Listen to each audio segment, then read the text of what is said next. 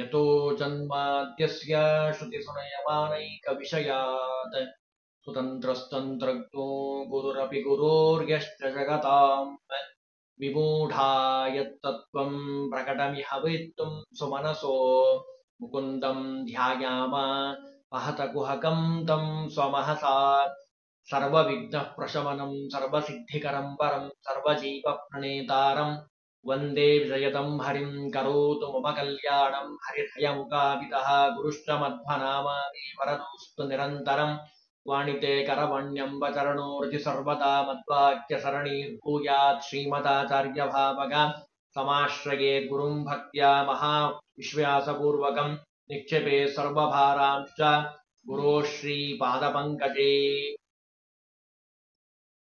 ಜಗನ್ನಾಥದಾಸರು ಭಗವಂತನ ಅತ್ಯದ್ಭುತವಾದ ಮಹಿಮೆಯನ್ನ ನಮಗೆ ತಿಳಿಸಿಕೊಳ್ಳಲಿಕ್ಕೆ ಹೊರಟಿದ್ದಾರೆ.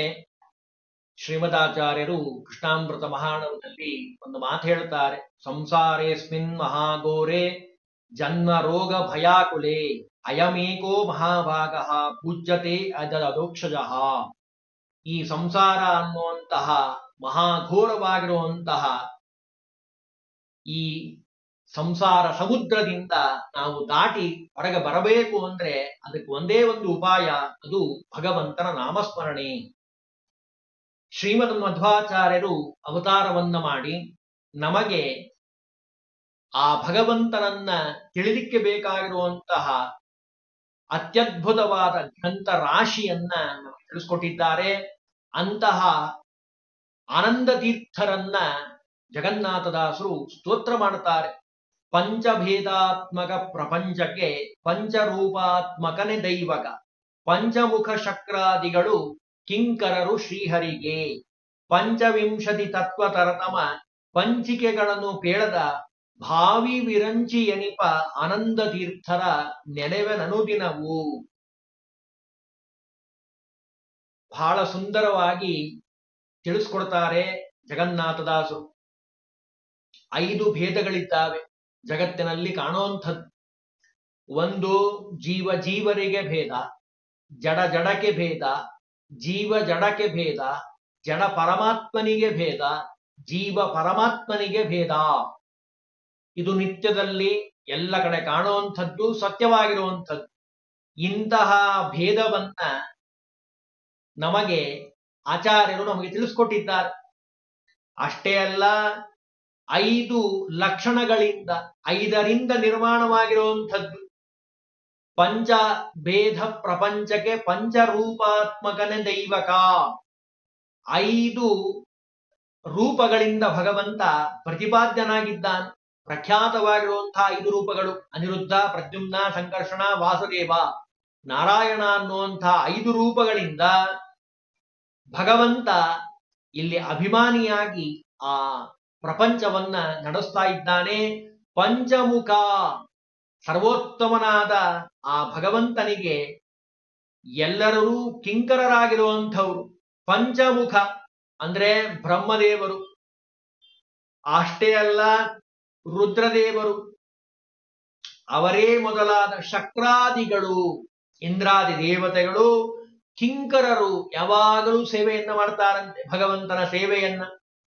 ಪಂಚವಿಂಶತಿ ಅಂದ್ರೆ 25 ತತ್ವಗಳು ಏನು ಶಾಸ್ತ್ರದಲ್ಲಿ ಹೇಳಿದ್ದಾರೋ ಅಂತಹ ಪಂಚಿಕೆಗಳನ್ನು, ಪಂಚದಿಂದ ಸಹಿತವಾದದ್ದು ಪಂಚಿಕೆ.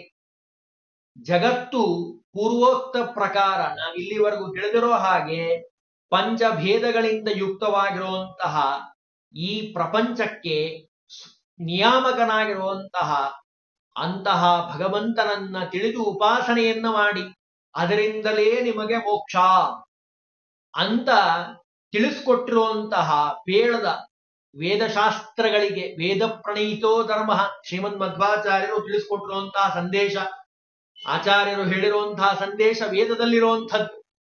ಆ ವೇದಕ್ಕೆ ದಲ್ಲಿರುವಂತಹ ಸಂದೇಶವನ್ನು ನಮಗೆ ತಿಳಿಸ್ಕೊಟ್ಟಿರುವಂತಹ ವೈಷ್ಣವ ಮತವನ್ನ ಎಲ್ಲ ಕಡೆ ಪ್ರಚಾರ ಮಾಡಿರುವಂತಹ ಭಾವಿ ವಿರಂಚಿ ಎನಿಪ ಅಂದ್ರೆ ಮುಂದೆ ಇವರು ಬ್ರಹ್ಮದೇವರಾಗುವಂಥವ್ರು ಅಂತಹ ಆನಂದ ತೀರ್ಥರಿಗೆ ಅನುದಿನವು, ಯಾವತ್ತೋ ಒಂದ್ ದಿವಸ ನಮಸ್ಕಾರ ಮಾಡೋದಲ್ಲ, ನಿತ್ಯದಲ್ಲಿ ನಾನು ನಮಸ್ಕಾರವನ್ನ ಮಾಡ್ತೀನಿ, ನೆನೆವೆನ್ ಅನುದಿನವು.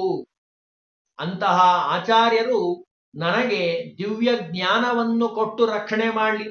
ಆನಂದ ರೂಪಸ್ಯ ಪರಸ್ಯ ಪಾತ್ರಧೀರಾನಂದ ಸಂದಾಯಿ ಸುಷಾತ್ಸಕತ್ಸಯತ್ ಆನಂದ ತೀರ್ಥೇತಿ ಪದಂ ಗುರೋದಿತಂ ಬಭೂವ ತಸ್ಯಾತ್ಯನುರೂಪ ರೂಪಕಂ.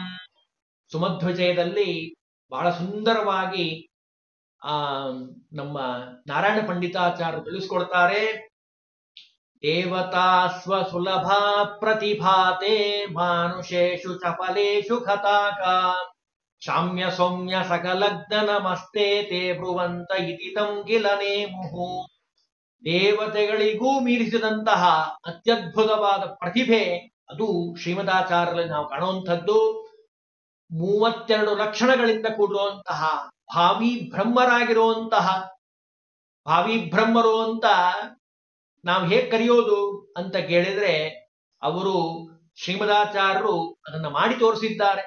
4 ಅಧ್ಯಾಯಗಳನ್ನ ಅನುವ್ಯಾಖ್ಯಾನ ಅನ್ನುವಂತಹ ಅತ್ಯದ್ಭುತವಾದ ಸೋ ಅನುವ್ಯಾಖ್ಯಾಂ ಸ್ವತಾಂ ಸುಧಾಂ ಅಂತ ನಾರಾಯಣ ಪಂಡಿತಾಚಾರ್ಯರು ಸುಮಧ್ವಜದಲ್ಲಿ ತಿಳಿಸ್ತಾರೆ. ಚತುರಶ್ಚತುರಶಿಷ್ಯಾಂ ಲೀಲಯಾ ಲೇಖಯತ್ಕಲು.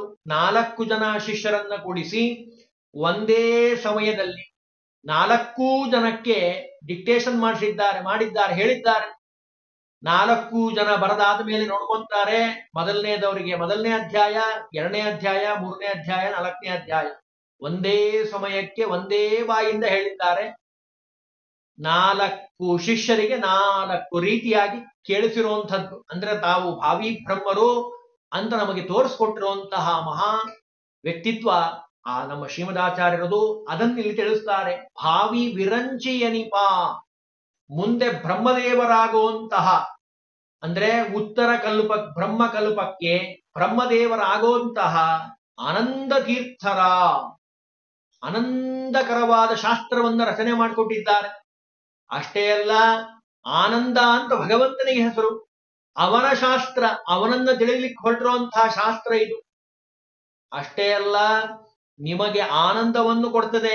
ಅಂದ್ರೆ ಯಾವುದು? ಮೋಕ್ಷವನ್ನೇ ಕೊಡ್ತದೆ. ಅಂತಹ ಆನಂದ ಶಾಸ್ತ್ರವನ್ನ ಸುಷಾತ್ಸಕತ್ಸಯದ ಅದಕ್ಕೆ ಆನಂದ ತೀರ್ಥರು ಅಂತ ಇವರಿಗೆ ಹೆಸರು. ಆನಂದ ತೀರ್ಥೇತಿ ಪದಂ ಗುರೋದಿತಂ. ಆ ಗುರುಗಳು ಹಾಗೆ ಕರೀತಿದ್ರಂತೆ. ಪೂರ್ಣಪ್ರಜ್ಞಾ ಆನಂದ ತೀರ್ಥ ಅಂತ ಹೆಸರು. ಅದನ್ನು ಇಲ್ಲಿ ತಿಳಿಸ್ತಾರೆ. ಆ ಹೆಸರಿಗೆ ತಕ್ಕ ಹಾಗೆ ಅವರು ಇರುವಂಥವರು 32 ಲಕ್ಷಣಗಳಿಂದ ಕೂಡಿರುವಂತಹ ಜೀವೋತ್ತಮರಾಗಿರುವಂತಹ ಮಧ್ವಾಚಾರ್ಯರು ನನಗೆ ನಾನು ಈ ಗ್ರಂಥವನ್ನು ಬರೀಲಿಕ್ಕೆ ಹೊರಟಿದ್ದೇನೆ. ನೋಡ್ರಿ, ಗುರುಗಳ ಅನುಗ್ರಹ ಅನ್ನೋದು ಎಷ್ಟು ಮುಖ್ಯ ಅನ್ಲಿಕ್ಕೆ ನಮ್ಮ ಜಗನ್ನಾಥ ದಾಸರು ತಿಳಿಸ್ತಾ ಇದ್ದಾರೆ. ನಮ್ಮೆಲ್ಲರ ಮೂಲ ಗುರುಗಳಾಗಿರುವಂತಹ ತ್ರೈಲೋಕ್ಯಾಚಾರ್ಯ ಪಾದೋ ಅಂತಹ ಮಧ್ವಾಚಾರ್ಯರನ್ನ ಸ್ತೋತ್ರ ಮಾಡ್ತಾರೆ, ಪ್ರಾರ್ಥನೆ ಮಾಡ್ತಾರೆ. ಅನುದಿನವೂ ನಾನು ನಿತ್ಯದಲ್ಲಿ ಸ್ಮರಣೆ ಮಾಡ್ತೀನಿ. ನನಗೆ ತತ್ವಜ್ಞಾನದ ಸೂರ್ಯ ನೀವು, ಆ ತತ್ವಜ್ಞಾನವನ್ನ ಕೊಟ್ಟು ನನಗೆ ಈ ಗ್ರಂಥ ಪೂರ್ಣ ಆಗೋ ಹಾಗೆ, ಪೂರ್ಣವಾದ ಜ್ಞಾನ ಬರೋ ಹಾಗೆ ಅನುಗ್ರಹವನ್ನ ಮಾಡಿ ಅಂತ ಮಹಾಜ್ಞಾನಿಗಳಾಗಿರುವಂತ ಅಪರೋಕ್ಷ ಜ್ಞಾನಿಗಳು ಜಗನ್ನಾಥದಾಸರು ಅವರು ಆ ಆನಂದ ತೀರ್ಥರಲ್ಲಿ ಪ್ರಾರ್ಥನೆಯನ್ನ ಮಾಡಿದ್ದಾರೆ.